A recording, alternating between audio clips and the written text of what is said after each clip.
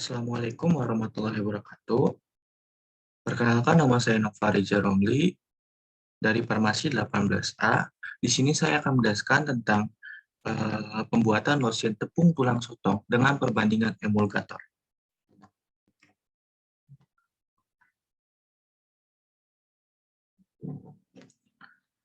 Pendahuluannya, radiasi sinar UV merupakan salah satu penyebab kerusakan kulit. Tentu menjadi masalah yang patut diperhatikan, terlebih akhir-akhir ini diperparah oleh menipisnya lapisan ozon di atmosfer bumi, sehingga dampak dari paparan sinar UV semakin terasa. Oleh karena itu, diperlukannya adanya suatu aktivitas tabir surya yang melindungi kulit dari paparan sinar matahari tersebut.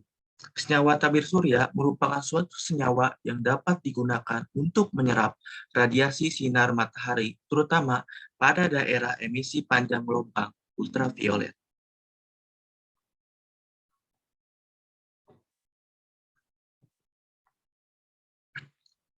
Sotong merupakan moluska yang termasuk kelas Cephalopoda atau kaki hewan terletak di kepala, yang terdiri dari cangkang internal yang terletak di dalam mantel, berwarna putih, berbentuk opal dan tebal, serta terbuat dari kapur.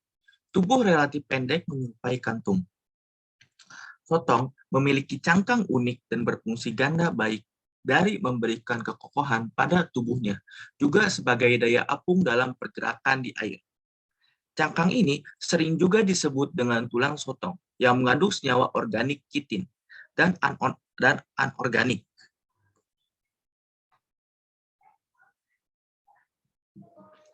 Dari hasil penelitian yang dilakukan oleh Dian Hairunisa 2011, tepung tulang sotong memiliki nilai SPF maksimal 15,13 pada konsentrasi 40. Untuk mendukung data ilmiah dari tepung tulang sotong sebagai tabir surya, maka perlu dibuat suatu sediaan yang menarik dan tahan lama. Salah satunya dalam bentuk sediaan lotion. Lotion adalah sediaan kosmetik yang diaplikasikan pada kulit terutama pada bagian tangan dan tubuh. Lotion digunakan untuk pemakaian topikal sebagai pelindung kulit.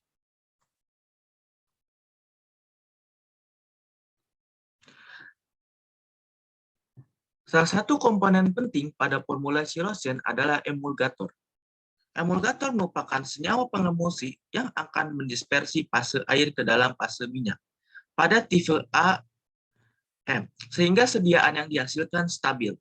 Emulgator dapat dikelompokkan menjadi tiga, yaitu emulgator anionik, kationik, dan non-ionik. Pada pembuatan lotion kali ini hanya dipakai dua emulgator, yaitu emulgator non-ionik dan anionik sebagai perbandingan.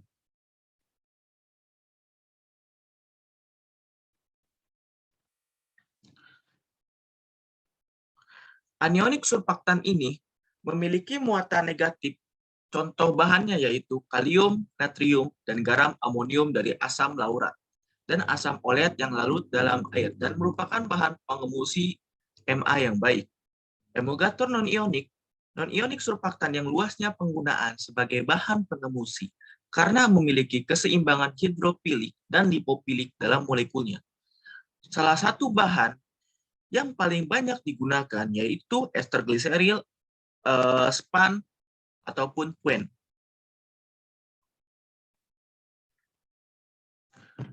Tujuan dari pembuatan ini adalah pada pembuatan lotion ini digunakan emulgator yang berbeda, yang bertujuan emulgator anionik dan ionik mempunyai tujuan menentukan emulgator yang paling stabil untuk lotion tabir surya tepung tulang sotong.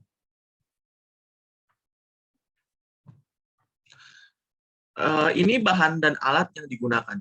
Bahan alat yang digunakan seperti neraca analitik, sendok tanduk, cawan porselin, mortir, dan lain-lain, dan serta gelas lain yang sering digunakan di laboratorium. Bahan-bahan yang digunakan juga seperti yang pasti itu tepung tulang sotong, asam stearat, TEA, SPAN 60, Twin 80, Aquades, DM-DM hennatoin, setil alkohol, gliserin, dan tocopherol. Ini merupakan metode penelitian Seperti rancangan formulasi lotion, yaitu bahan-bahannya yang telah disebutkan sebelumnya, seperti ini. Evaluasi kestabilan lotion. Evaluasi kestabilan lotion dilakukan sebelum dan setelah penyimpanan dipercepat pada suhu 5 Celcius selama 12 jam. Kemudian dilanjutkan 35 Celcius selama 12 jam secara bergantian selama 10 siklus. Evaluasi ini meliputi beberapa uji seperti uji organoleptis, uji pH, uji homogen, dan uji iritasi sediaan. Ini ada beberapa uji seperti pengujian organoleptis merupakan salah satu parameter fisik untuk mengetahui kestabilan lotion terjadinya perubahan organoleptis yang berubah bentuk, tekstur, bau, dan warna. Selain itu, pengujian pH bertujuan untuk menilai apakah sediaan lotion aman atau tidak saat digunakan pada kulit. Pengujian iritasi sediaan bertujuan untuk mengetahui reaksi sediaan yang terjadi pada kulit.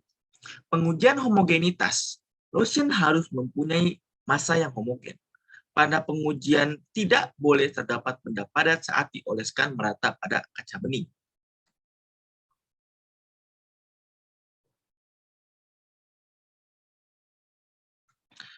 Hasil dan pembahasan pada pengujian organoleptis pada jurnal ini, berdasarkan hasil pengujian di atas, diketahui bahwa formula anionik dan non-ionik tidak menunjukkan perubahan tekstur, warna, dan bau, maupun pada kondisi sebelum dipercepat maupun setelah kondisi dipercepat.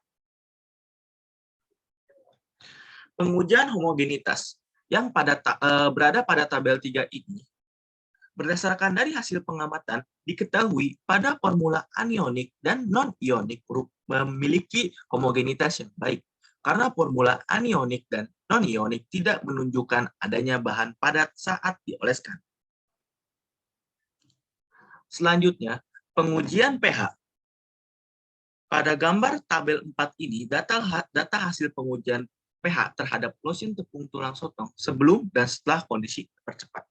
Dari hasil pengamatan menunjukkan bahwa formula non-ionik lotion tepung tulang sotong memiliki pH yang baik, yaitu 6, dan tidak mengalami perubahan sesudah dipercepat. Maka bisa dikatakan bahwa lotion tersebut aman digunakan karena pH sediaan berada pada pH kulit, yaitu 4,5 sampai 6,5. Sedangkan formula anionik mencapai 7. Berarti formulasi non-ionik lebih unggul pada pengujian pH. Selanjutnya, pengujian iritasi sediaan. Reaksi kulit seperti di tabel tersebut, grafik tersebut. Hasil pengujian dapat dilihat bahwa uji iritasi sediaan yang dilakukan oleh 20 orang sukarelawan pada lotion tepung tulang sotong formula non-ionik dengan cara dioleskan ke kulit selama 5 menit menunjukkan lotion tidak menimbulkan iritasi, sedangkan pada formula anionik menimbulkan iritasi seperti kemerahan, rasa gatal. Kesimpulan yang didapat yaitu lotion tepung tulang sotong pada formula non-ionik dengan konsentrasi 63% dan twin 10% menghasilkan lotion yang paling baik. Jika dibandingkan dengan formula anionik, asam stearat 8% dan TEA 4% dilihat dari uji pH dan uji iritasi sediaan. Terima kasih. Mohon maaf jika banyak kekurangan. Terima kasih atas waktunya. Wassalamualaikum warahmatullahi wabarakatuh.